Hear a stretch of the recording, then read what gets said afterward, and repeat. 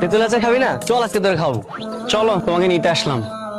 উনি কে? আমার school friend Rifat. ওকে brother. আমার মনে হইতেছে কি ওই ভার্সিটি ফ্রেন্ড এর। সাইকেল দিয়ে মাইয়া পটাতে হইব না, এটা যদি পটাইতে চাস তাহলে একটা বাইক কিনালো। একটা বাইক কিনতে হবে।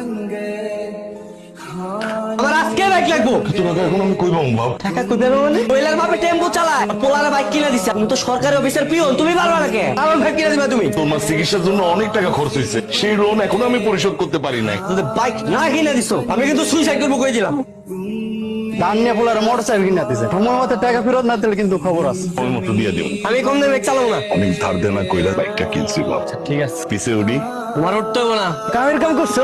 আচ্ছা চল যাই, ঘুরতে যাই। আজকে বাইক নিয়ে আসছিস? নতুন নিলাম। আরে আজকে তো কোনো ভাবেই যেতে পারবো না, বাসায় প্রোগ্রাম আছে কালকে। কিসের প্রোগ্রাম? কালকে আমার এঙ্গেজমেন্ট।